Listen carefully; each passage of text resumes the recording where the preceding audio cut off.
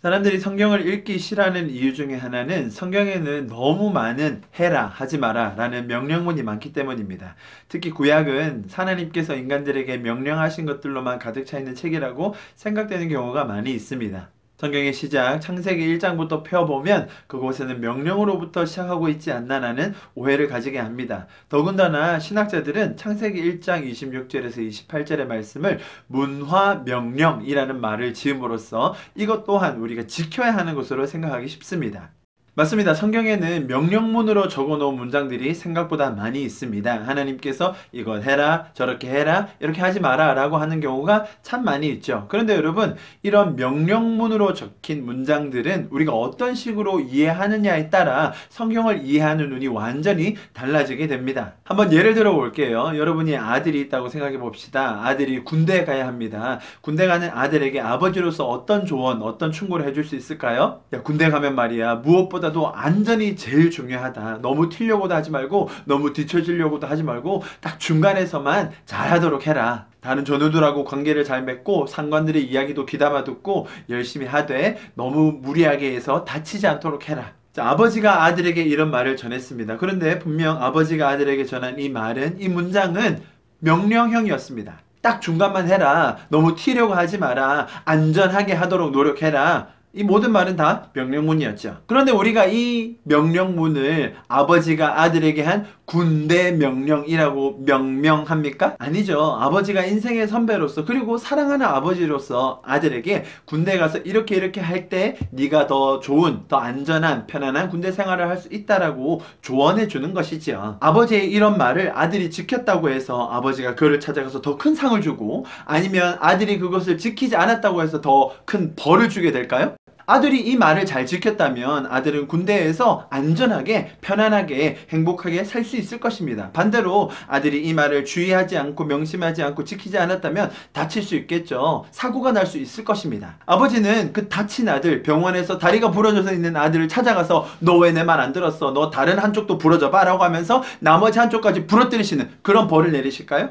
여러분, 성경의 명령문에 대한 오해가 바로 이런 것에서 시작됩니다. 우리가 하나님께서 우리에게 주신 말씀을 명령이라고 이야기하는 순간 우리가 그것을 지키면 복받고 상받고, 지키지 않으면 벌받는다고 착각하기 쉽습니다. 성경에서 이야기하는 하나님과 인간의 관계의 기본은 사랑입니다. 하나님께서 우리를 사랑하셔서 우리를 지으셨고, 하나님께서는 그분의 사랑을 우리가 인생으로 살면서 이 땅에서 누리고 배우고 나누기를 원하십니다. 만약 그 말이 맞다면 사랑하시는 하나님께서 우리에게 명령을 주셔서 그것을 수행하면 우리에게 복 주시고 수행하지 않으면 벌 주신다라는 말은 성립되지 않는다고 봅니다. 구약에 나오는 많은 이야기들을 봐도 그것이 증명된다고 생각합니다. 하나님께서는 하나님의 말씀을 따르지 않는 이스라엘 백성들을 벌하시고 멸하신다기보다는 그들이 어떻게 하면 하나님의 사랑을 더 깨닫게 할 수 있을까라는 하나님의 계속적인 시도, 하나님의 그 끊이지 않는 사랑의 마음의 표현을 보여주는 것이 성경입니다. 자, 우리가 이러한 개념을 가지고 볼 때 성경은 우리에게 너무나 다른 것으로 다가올 수 있습니다. 성경에 하라, 하지 말라가 참 많죠. 왜 그럴까요? 하나님은 하나님의 원리, 하나님의 감정을 인간에게 더 알리심으로써 인간들이 더 나은 삶, 더 행복한 삶,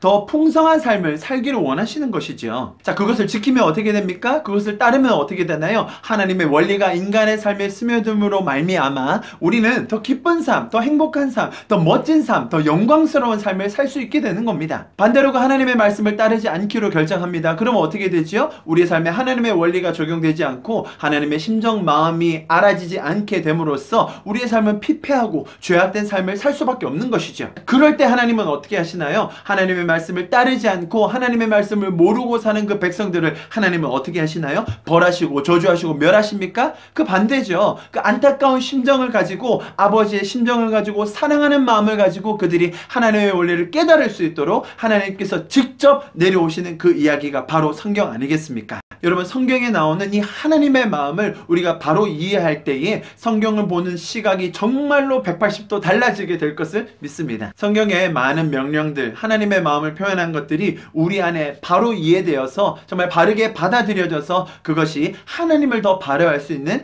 계기가 되었으면 좋겠습니다. 하나님의 명령을 따를 때 더 복 받습니까? 아닙니다. 명령을 지킴으로써, 명령을 더 이해함으로써 우리의 삶이 더 풍성해지는 것입니다. 명령을 따르지 않으면 벌 받나요? 아닙니다. 명령을 따르지 않으면 우리의 삶이 그 결과로 자동적으로 자연스럽게 피폐해질 뿐입니다. 하나님께서는 하나님의 마음을 우리에게 더 알리심으로 말미암아 우리가 더 풍성한 삶을 살기를 간절히 원하십니다. 여러분, 그 하나님의 마음을 더 알고 성경을 바로 이해하는 저와 여러분 되기를 간절히 축복합니다. 감사합니다.